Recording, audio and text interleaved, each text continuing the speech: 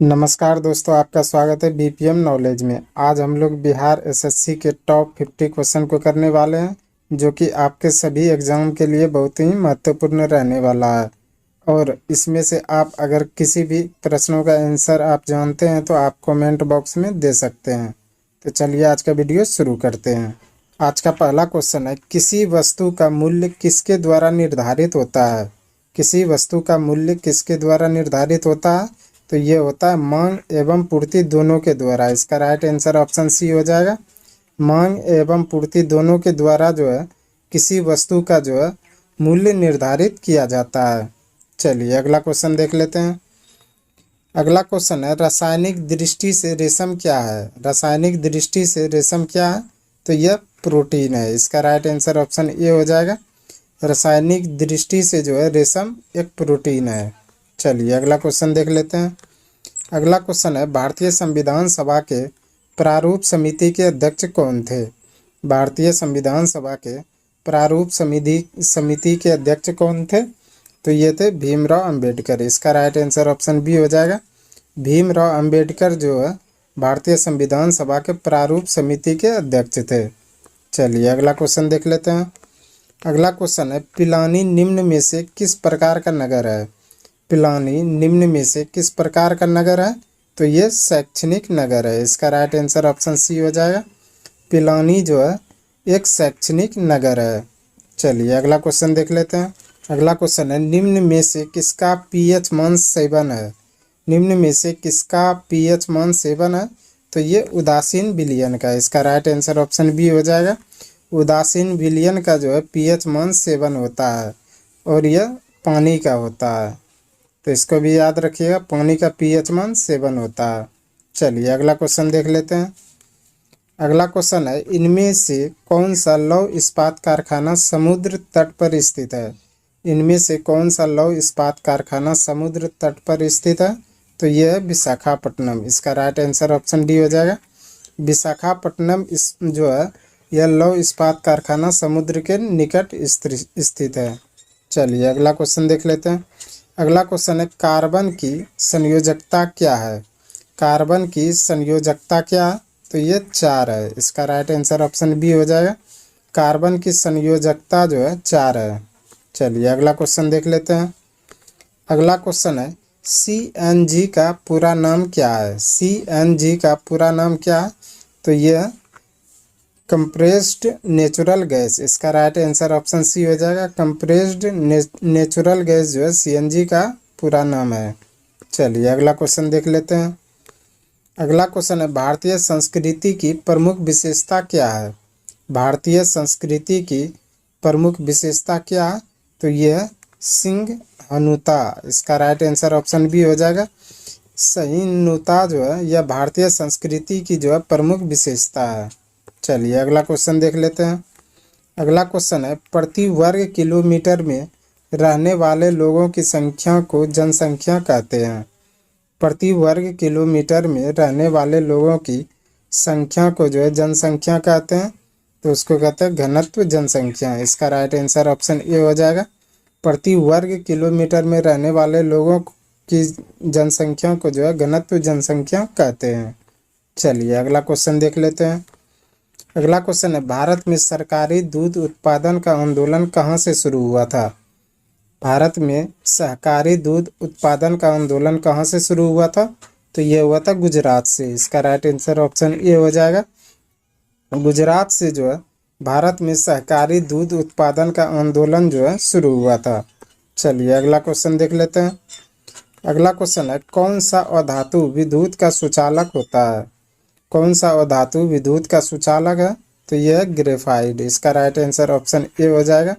Graphite जो है यह अधातु है और यह विद्युत का सुचालक है। चलिए अगला क्वेश्चन देख लेते हैं। अगला क्वेश्चन है, हिंदू महासभा के संस्थापक कौन थे? हिंदू महासभा के संस्थापक कौन थे? तो ये थे पंडित मदन मोहन मालवीय। इसका राइट आंसर ऑप्शन ए हो जाएगा। पंडित मदन मोहन मालवीय जो है हिंदू सभा के जो है संस्थापक थे। चलिए अगला क्वेश्चन देख लेते हैं।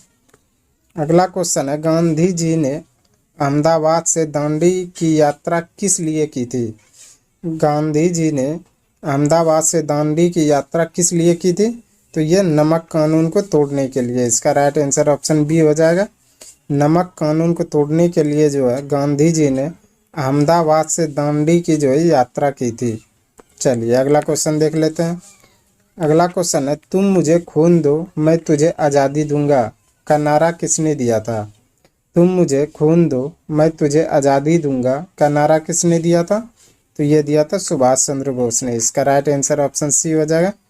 सुभाष चंद्र बोस ने जो है तुम मुझे खून दो मैं तुझे आज़ादी दूंगा का नारा दिया था। चलिए अगला क्वेश्चन देख लेते हैं। अगला क्वेश्चन है, सरदार सरोवर परियोजना किस नदी पर स्थित है? सरदार सरोवर परियोजना किस नदी पर स्थित है? तो यह है नर्मदा नदी पर। इसका राइट आंसर ऑप्शन बी हो जाएगा। नर्मदा नदी पर जो है सरदार सरोवर परियोजना स्थित है। चलिए अगला क्वेश्चन देख लेते हैं। अगला क्वेश्चन है, कौन सा राज्य ताड़ी विरोधी आंदोलन से जुड़ा हुआ है? कौन सा राज्य ताड़ी विरोधी आंदोलन से जुड़ा हुआ है? तो ये जुड़ा हुआ है आंध्र प्रदेश। इसका राइट आंसर ऑप्शन ए हो जाएगा। आंध्र प्रदेश राज्य जो है यह ताड़ी विरोधी आंदोलन से जुड़ा हुआ है। चलिए अगला क्वेश्चन देख लेते हैं। अगला क्वेश्चन है, पूर्वोत्तर भारत में 7 बहनों में कौन सा राज्य शामिल नहीं है? पूर्वोत्तर भारत में 7 बहनों में कौन सा राज्य जो है शामिल नहीं है? तो यह हिमाचल प्रदेश शामिल नहीं है। इसका राइट आंसर ऑप्शन ए हो जाएगा। हिमाचल प्रदेश जो है पूर्वोत्तर भारत में 7 बहनों में जो है शामिल नहीं है। चलिए अगला क्वेश्चन देख लेते हैं। अगला क्वेश्चन है, एक आहार श्रृंखला में शाकाहारी क्या है? एक आहार श्रृंखला में शाकाहारी क्या है? तो यह प्राथमिक उपभोक्ता है। इसका राइट आंसर ऑप्शन ए हो जाएगा। शाकाहारी जो है यह प्राथमिक उपभोक्ता कहलाता है। चलिए अगला क्वेश्चन देख लेते हैं।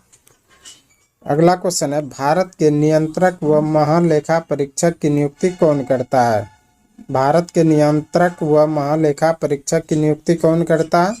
तो ये करता है राष्ट्रपति। इसका राइट आंसर ऑप्शन ए हो जाएगा। राष्ट्रपति जो है भारत के नियंत्रक व महालेखा परीक्षक की नियुक्ति करता है। चलिए अगला क्वेश्चन देख लेते हैं। अगला क्वेश्चन है, किसका उपयोग करके स्पेक्ट्रम प्राप्त कर सकते हैं? किसका उपयोग करके स्पेक्ट्रम प्राप्त कर सकते हैं? तो ये प्रिज्म का उपयोग करके। इसका राइट आंसर ऑप्शन डी हो जाएगा। प्रिज्म का उपयोग करके जो है हम स्पेक्ट्रम को जो है प्राप्त कर सकते हैं। चलिए अगला क्वेश्चन देख लेते हैं। अगला क्वेश्चन है, सार्क का सबसे बड़ा देश कौन सा है? सार्क का सबसे बड़ा देश कौन सा है? तो यह है भारत। इसका राइट आंसर ऑप्शन सी हो जाएगा। भारत जो है सार्क का सबसे बड़ा जो है देश है। चलिए अगला क्वेश्चन देख लेते हैं। अगला क्वेश्चन है, भारत के किस शहर में हीरा तराशने का कार्य प्रमुख उद्योग है? भारत के किस शहर में हीरा तराशने का कार्य जो है प्रमुख उद्योग है? तो यह है भोपाल में। इसका राइट आंसर ऑप्शन डी हो जाएगा। भोपाल में जो है हीरा तराशने का कार्य जो है प्रमुख उद्योग है। चलिए अगला क्वेश्चन देख लेते हैं। अगला क्वेश्चन है, मीराबाई किस काल की कवि थी? मीराबाई किस काल की कवि यात्री थी? तो यह भक्ति काल की थी। इसका राइट आंसर ऑप्शन सी हो जाएगा। मीराबाई जो है भक्ति काल की जो है कवि यात्री थी। चलिए अगला क्वेश्चन देख लेते हैं। अगला क्वेश्चन है, मानव शरीर में पसलियों के कितने जोड़े होते हैं? मानव शरीर में पसलियों के कितने जोड़े होते हैं? तो ये होते हैं 12 जोड़े। इसका राइट आंसर ऑप्शन ए हो जाएगा। 12 जोड़े जो है मानव शरीर में जो है पसलियों की जो है होते हैं। अगला क्वेश्चन है, इंद्रधनुष में सबसे बाहर की ओर कौन सा रंग होता है? इंद्रधनुष में सबसे बाहर की ओर कौन सा रंग होता है? तो ये होता है लाल रंग। इसका राइट आंसर ऑप्शन सी हो जाएगा। लाल रंग जो है इंद्रधनुष में सबसे बाहर की ओर रहता है। चलिए अगला क्वेश्चन देख लेते हैं। अगला क्वेश्चन है, फ़ारेनहाइट तापमापी ऊपर तथा नीचे बिंदु के मध्य कितना अंतराल होता है? फ़ारेनहाइट तापमापी ऊपर तथा निचले बिंदु के मध्य जो है कितना का अंतराल होता है? तो ये होता है 180 का। इसका राइट आंसर ऑप्शन बी हो जाएगा। 180 का अंतराल जो है फ़ारेनहाइट तापमापी पर जो है ऊपर और नीचे के बिंदु के मध्य होता है। चलिए अगला क्वेश्चन देख लेते हैं। अगला क्वेश्चन है, पराश्रव ध्वनि की आवृत्ति क्या होती है? पराश्रव ध्वनि की आवृत्ति क्या होती है? तो ये होती है 20 से 20,000 हर्ट्ज। इसका राइट आंसर ऑप्शन ए हो जाएगा। 20,000 हर्ट्ज से जो है नीचे, 20,000 हर्ट्ज से नीचे जो है यह पराश्रव ध्वनि की जो है आवृत्ति होती है। चलिए अगला क्वेश्चन देख लेते हैं। अगला क्वेश्चन है, रेडियो सक्रिय पदार्थ भंडारित करने के लिए बने पात्र किसके बने होते हैं? रेडियो सक्रिय पदार्थ भंडारित करने के लिए बने पात्र किसके बने होते हैं? तो ये बने होते हैं लेड के। इसका राइट आंसर ऑप्शन डी हो जाएगा। लेड के जो है रेडियो सक्रिय पदार्थ जो है भंडारित करने के लिए जो है बने पात्र होते हैं। चलिए अगला क्वेश्चन देख लेते हैं। अगला क्वेश्चन है, किस देश की सीमा बांग्लादेश से मिलती है? किस देश की सीमा बांग्लादेश से मिलती है? तो ये म्यांमार की। इसका राइट आंसर ऑप्शन ए हो जाएगा। म्यांमार की जो है यह बांग्लादेश के साथ जो है सीमा मिलती है। चलिए अगला क्वेश्चन देख लेते हैं। अगला क्वेश्चन है, एशिया में होते हुए भी कौन सा देश यूरोपीय संघ का सदस्य है? एशिया में होते हुए भी कौन सा देश जो है यूरोपीय संघ का सदस्य है? तो यह है तुर्की। इसका राइट आंसर ऑप्शन सी हो जाएगा। तुर्की जो है एशिया में होते हुए भी जो है यह यूरोपीय जो है संघ का सदस्य है। चलिए अगला क्वेश्चन देख लेते हैं। अगला क्वेश्चन है, एशिया में टोटल कितने देश हैं? एशिया में टोटल कितने देश हैं? तो ये है 50। इसका राइट आंसर ऑप्शन सी हो जाएगा। एशिया में टोटल जो है 50 देश हैं। चलिए अगला क्वेश्चन देख लेते हैं। अगला क्वेश्चन है, भोपाल गैस त्रासदी के लिए कौन सी बहुराष्ट्रीय कंपनी जिम्मेदार थी? भोपाल गैस त्रासदी में जो है कौन सी जो है बहुउद्देशीय जो है कंपनी जिम्मेदार थी? तो ये थे यूनियन कार्बाइड। इसका राइट आंसर ऑप्शन ए हो जाएगा। यूनियन कार्बाइड जो है यह भोपाल गैस त्रासदी में जो है बहुउद्देशीय कंपनी जिम्मेदार थी। चलिए अगला क्वेश्चन देख लेते हैं। अगला क्वेश्चन है, भारत के किस शहर में दूसरे राज्यों से सर्वाधिक प्रवासी आते हैं? भारत के किस शहर में दूसरे राज्यों से सर्वाधिक प्रवासी आते हैं? तो यह दिल्ली में आते हैं। इसका राइट आंसर ऑप्शन डी हो जाएगा। दिल्ली में जो है दूसरे राज्यों से जो है सर्वाधिक जो है प्रवासी आते हैं। चलिए अगला क्वेश्चन देख लेते हैं। अगला क्वेश्चन है, किस भारतीय नेता ने सामाजिक नेटवर्कों को कुछ भी प्रदर्शित करने से पहले समीक्षा करने को कहा है? किस भारतीय नेता ने सामाजिक नेटवर्कों को कुछ भी प्रदर्शित करने से पहले समीक्षा करने को कहा है? तो यह कपिल सिब्बल ने। इसका राइट आंसर ऑप्शन बी हो जाएगा। कपिल सिब्बल ने जो है सामाजिक नेटवर्कों को कुछ भी प्रदर्शित करने से पहले जो है समीक्षा करने के लिए कहा है। चलिए अगला क्वेश्चन देख लेते हैं। अगला क्वेश्चन है, कोलावेरी डी गीत जो यूट्यूब पर लोकप्रिय हुआ किस भाषा की फिल्म में है? कोलावेरी डी गीत जो यूट्यूब पर लोकप्रिय हुआ किस भाषा की फिल्म में है? तो यह तमिल फिल्म में। इसका राइट आंसर ऑप्शन बी हो जाएगा। तमिल फिल्म में जो है कोलावेरी डी गीत जो है जो कि यूट्यूब पर जो है बहुत ही लोकप्रिय हुआ था वह तमिल भाषा में है। चलिए अगला क्वेश्चन देख लेते हैं। अगला क्वेश्चन है, एक टिकट में पीएनआर में पी किसके लिए आता है? एक टिकट के पीएनआर में जो है पी किसके लिए आता है? तो यह पैसेंजर के लिए आता है। इसका राइट आंसर ऑप्शन सी हो जाएगा। पैसेंजर के लिए जो है एक टिकट के जो है पीएनआर में जो है पी जो है आता है। चलिए अगला क्वेश्चन देख लेते हैं। अगला क्वेश्चन है, सिरके में कौन सा अम्ल पाया जाता है? सिरके में कौन सा अम्ल पाया जाता है? तो ये पाया जाता है एसिटिक अम्ल। इस क्वेश्चन का राइट आंसर ऑप्शन बी हो जाएगा। एसिटिक अम्ल जो है यह सिरके में पाया जाता है। चलिए अगला क्वेश्चन देख लेते हैं। अगला क्वेश्चन है, निम्न में से कौन जल में घोलने पर विद्युत का चालन नहीं करता है? निम्न में कौन सा जल में घोलने पर जो है विद्युत का चालन नहीं करता है? तो ये चीनी। इस क्वेश्चन का राइट आंसर ऑप्शन सी हो जाएगा। चीनी को जल में जो है घोलने पर जो है विद्युत का चालन नहीं करता है। चलिए अगला क्वेश्चन देख लेते हैं। अगला क्वेश्चन है, हैबर प्रक्रम औद्योगिक उत्पादन हेतु प्रयुक्त होता है? हैबर प्रक्रम औद्योगिक उत्पादन हेतु प्रयुक्त होता है? तो यह अमोनिया का होता है। इसका राइट आंसर ऑप्शन ए हो जाएगा। हैबर विधि जो द्वारा जो है अमोनिया जो है उत्पादन होता है। चलिए अगला क्वेश्चन देख लेते हैं। अगला क्वेश्चन है, कौन सा अम्ल कांच को घोल सकता है? कौन सा अम्ल जो है कांच को घोल सकता है? तो ये घोल सकता है हाइड्रोफ्लोरिक अम्ल। इसका राइट आंसर ऑप्शन डी हो जाएगा। हाइड्रोफ्लोरिक अम्ल जो है यह कांच को घोल सकता है। चलिए अगला क्वेश्चन देख लेते हैं। अगला क्वेश्चन है, ब्रह्मांड में सर्वाधिक पाए जाने वाला तत्व कौन सा है? ब्रह्मांड में सर्वाधिक पाए जाने वाला तत्व कौन सा है? तो यह हाइड्रोजन। इस क्वेश्चन का राइट आंसर ऑप्शन ए हो जाएगा। हाइड्रोजन जो है ब्रह्मांड में सर्वाधिक पाए जाने वाला तत्व है। चलिए अगला क्वेश्चन देख लेते हैं। अगला क्वेश्चन है, प्राइड एंड प्रेजुडिस किसके द्वारा लिखा उपन्यास है? प्राइड एंड प्रेजुडिस जो है किसके द्वारा लिखा हुआ एक उपन्यास है? तो यह ऑस्टिन के द्वारा है। इस क्वेश्चन का राइट आंसर ऑप्शन बी हो जाएगा। ऑस्टिन के द्वारा जो है प्राइड एंड प्रेजुडिस जो है लिखा हुआ उपन्यास है। चलिए अगला क्वेश्चन देख लेते हैं। अगला क्वेश्चन है, पुस्तक the 3 mistakes of my life किनकी लिखी हुई है? पुस्तक the 3 mistakes of my life जो है किनकी लिखी हुई पुस्तक है? तो यह चेतन भगत की। इस क्वेश्चन का राइट आंसर ऑप्शन सी हो जाएगा। चेतन भगत की कौन सी पुस्तक है? The mistakes of life my life. चलिए अगला क्वेश्चन देख लेते हैं। अगला क्वेश्चन है, क्वीन ऑफ टॉक किसके लिए रखा गया नाम है? क्वीन ऑफ टॉक किसके लिए रखा गया नाम है?